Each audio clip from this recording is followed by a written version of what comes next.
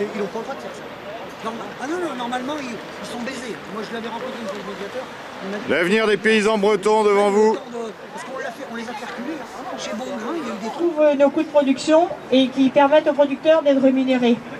Voilà, ça c'est bien la première revendication aujourd'hui, parce qu'on se rend compte que déjà 2012, un prix du litre de lait qui frôle autour de 30 centimes le litre, c'est intenable en campagne. La déprise laitière est commencée même en Bretagne. Donc les guerres de bassin, comme on veut nous faire ça, les producteurs de lait n'en veulent pas. Et passer de 75 000 à 25 000 producteurs de lait, comme le prône la FNSEA, ils vont y arriver, c'est sûr. Mais on ne va pas se taire en silence. Donc il est indispensable que les trois organisations que nous sommes aujourd'hui, l'APLI, la Coordination Rurale et la Confédération Paysanne, fassent front commun sur un prix du litre de lait rémunérateur dès janvier. Forcément, nous sommes ici à la Maison des Agriculteurs, c'est pas contre la Maison des Agriculteurs, nous sommes ici pour porter ces revendications par rapport à nos organisations professionnelles qui sont représentées ici par le SIL-Ouest et nos coopératives. 80% des producteurs de lait sont collectés par des coopératives en Bretagne. Dominique Chargé, président de la FNCL, il faut oser le nommer, il est responsable de ce qui se passe actuellement sur les COP en Bretagne. Il ne veut pas entendre parler des coopératives devant lesquelles on pourrait mettre une organisation de producteurs. Ça va être l'une des premières revendications pour nous, qu'on n'ait pas des producteurs gérés par des industriels laitiers privés d'une manière et les producteurs de lait qui livrent à des coopératives traités d'une autre manière. Donc il faut absolument que dans un même bassin, tous les producteurs de lait soient gérés dans la même AOP et que pour gérer les volumes et les prix. Voilà.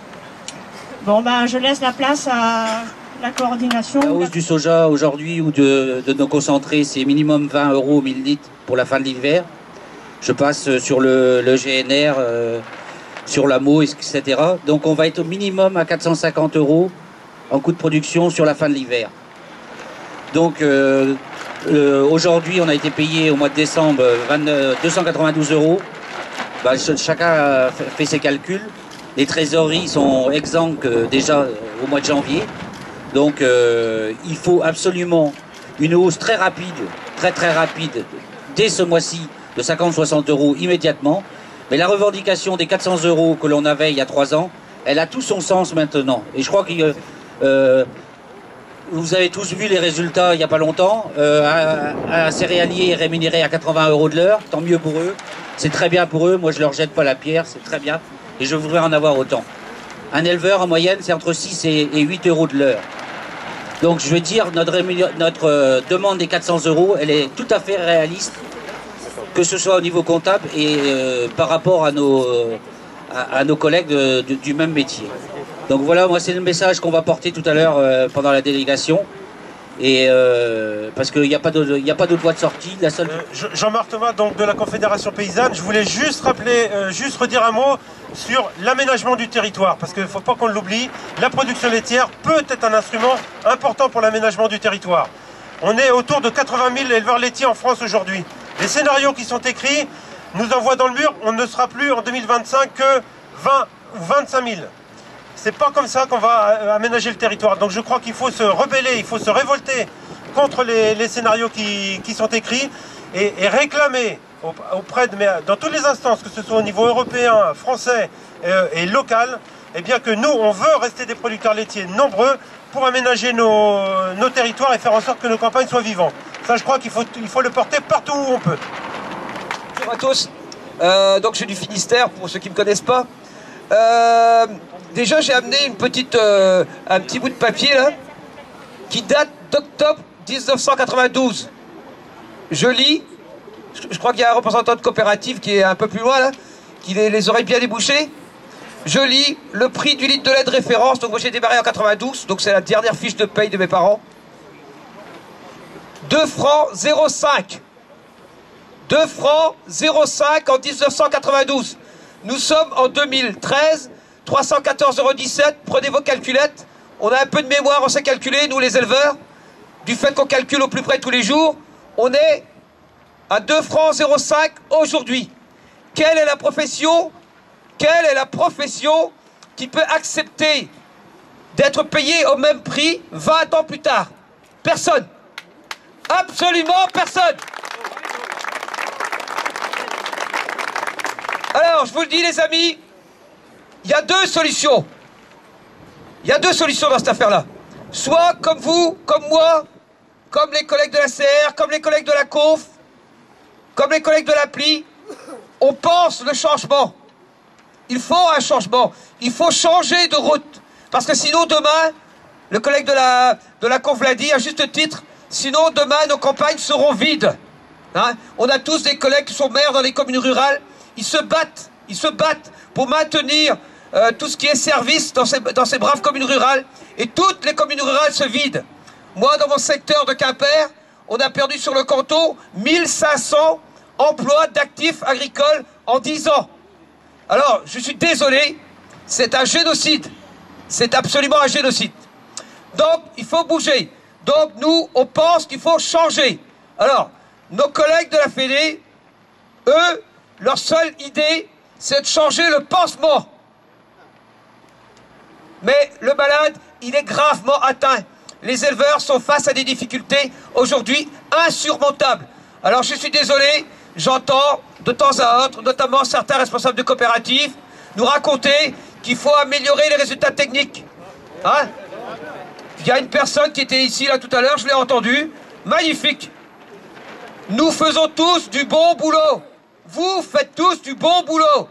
Peu importe le système de production qu'on ait, hein, que ce soit un système pâturant, que ce soit un système avec plus ou moins de maïs, peu importe, tous les éleveurs travaillent bien aujourd'hui. Ce qui manque, vous le savez tous, je viens de le préciser, on est tous au courant, c'est du prix, du prix, du prix et du prix. Voilà.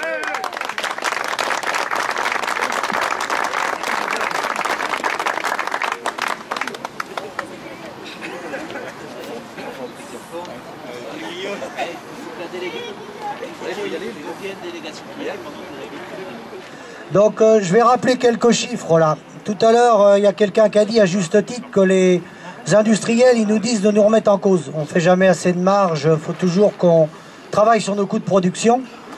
Alors moi je dis souvent à Dominique Chargé, parce que Dominique Chargé c'est lui que je vois en AG, puisque c'est là que je livre. Je suis un livreur Laïta moi. Je lui dis que nous, si on doit se remettre en cause, lui il faudrait qu'il commence par s'y remettre, parce que les marges de manœuvre dans le système coopératif, elles sont très très grandes. Quand on sait que la marge au 1000 litres, elle est de 858 € pour le groupe Laïta, 975 chez Sodial, et puis Bongrain et Lactalis, et ben là, j'ose pas vous dire, mais on est presque pas loin du double.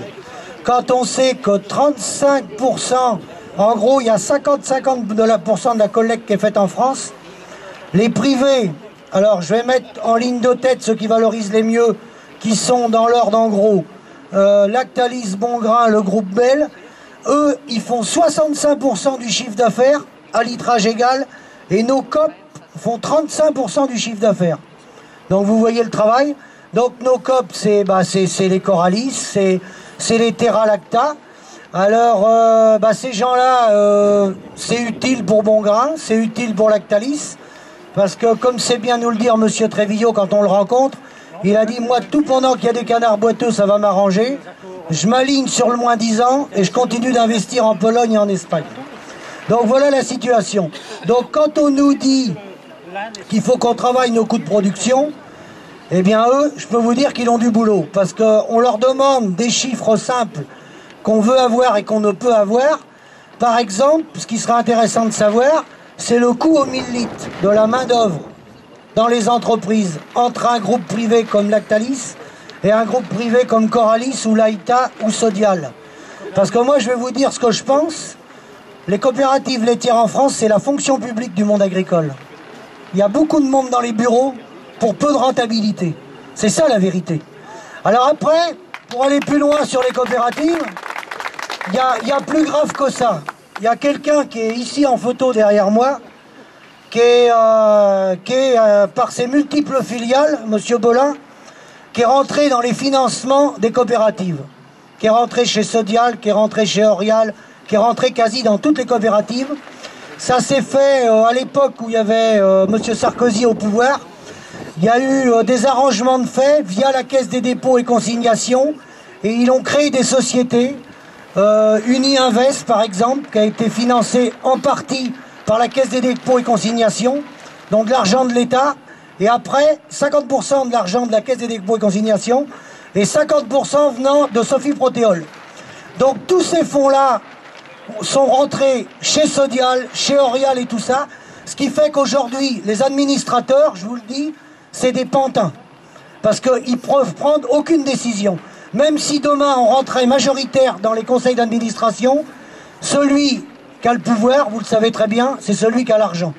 Et celui qui a l'argent dans les COP aujourd'hui, c'est les bras financiers de Sophie Protéol, c'est Unigrain, et c'est des bras du Crédit Agricole, principalement le Crédit Agricole. Il y a quelques autres banques, mais c'est principalement Crédit Agricole. Alors quand vous cherchez, vous verrez pas Crédit Agricole. Ils ont mis des sociétés écrans, c'est Idia, c'est Crédit Agricole Agroalimentaire, il y a un tas de multiples sociétés pour cacher, parce qu'il faut cacher ça. Mais la vérité, elle est là. Donc aujourd'hui, les COP, elles sont tenues, et de plus en plus, par les filières des céréaliers, via Belin. Alors derrière, vous allez me dire pourquoi. Vous allez tout de suite comprendre, c'est très simple. Quelqu'un l'a dit tout à l'heure, il y avait 390 000 points de collecte en 1984, à l'arrivée des quotas. Il n'y a plus que 55 000 points de collecte environ maintenant. Il y a, oui, entre 75 et 80 000 producteurs de lait. Donc à Paris, ils nous l'ont bien dit, et d'ailleurs c'est écrit, ils disent à horizon 2025, il pourrait rester 25 000 points de collecte, peut-être moins. On a eu une réflexion d'un directeur en Poitou-Charentes qui nous a dit nous, notre limite, elle peut s'arrêter jusqu'à temps que la SMI la remplisse dans la ferme. Donc vous voyez déjà le genre de réflexion qu'on peut avoir. Donc ça, pourquoi ça? Quand vous analysez les choses, pourquoi derrière Belin, et tout est lié par la cogestion, c'est moins il y aura de fermes, moins vous pourrez mettre les animaux à l'herbe. Moins il y aura de fermes, plus les troupeaux seront gros. Et plus les troupeaux sont gros, plus vous aurez une ration unique à l'année, principalement base maïs. Donc vous utiliserez du tourteau de colza, ce qui arrange M. Belin. Ce qu'il faut savoir, c'est qu'actuellement, le gouvernement ne l'a pas validé. Mais il est en train d'essayer de négocier 1 milliard de litres, parce que vous savez que la France ne fait pas son quota, il est en train de négocier 1 milliard de litres qu'on abandonnerait de quota national aux Danois, en échange que lui, il aurait des contrats assurés sur 5 ou 10 années avec le Danemark, la Hollande et tous ces pays-là. Voilà de quoi on parle. C'est de ça qu'on parle. Donc, faut bien voir où ces gens-là veulent nous emmener. Ils veulent nous emmener, après, derrière, si les élevages grossissent, ça sera quoi? Ça sera l'intégration. Parce que si les élevages grossissent, à un moment donné, quand vous allez refaire un bâtiment, comme les fermes vont grossir, qui va se porter caution? Je vais vous le dire, ça sera la laiterie, ou celui qui fera de la viande, ça sera la coopérative.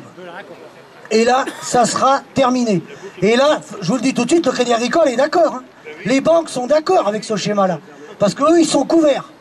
Nous, on approvisionne la laiterie, ils ont la garantie d'approvisionnement.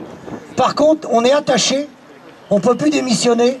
Ils nous garderont la tête juste au-dessus de l'eau, comme c'est en Hollande. Quand il y en a trop qui se noient, ils remontent le niveau. Et voilà comment ça fonctionne. Un élément aussi qu'on a entendu dans les bruits de couloir, c'est qu'il avait commis une erreur, enfin 2 erreurs, qui à leur sens leur a coûté cher, qui a déclenché les grèves du lait. Ils ont dit jamais on repaiera les paysans de 380 €, parce qu'ils s'en rappellent, puis quand ils sont payés cher, quand il faut les rebaisser, ils toussent. Et jamais on repaiera les paysans à 200 €. Pourquoi ils ont dit ça? Parce que s'il n'y avait jamais eu un 200-210 €, personne n'aurait bougé. Et ce qui est en train de se tramer, et vous verrez bien, sauf avec les démarches qu'on fait si on arrive à gagner, c'est qu'ils vont nous laisser dans une fourchette de 285 à 320. Et dans cette fourchette-là, personne ne bougera. Donc, ils n'ont pas le droit de faire ça. Ah non, normalement, ils sont baisés. Moi, je l'avais rencontré une fois le médiateur. L'avenir des paysans bretons devant vous. Parce qu'on les a fait reculer. Chez Bongrain, il y a eu des trucs comme ça.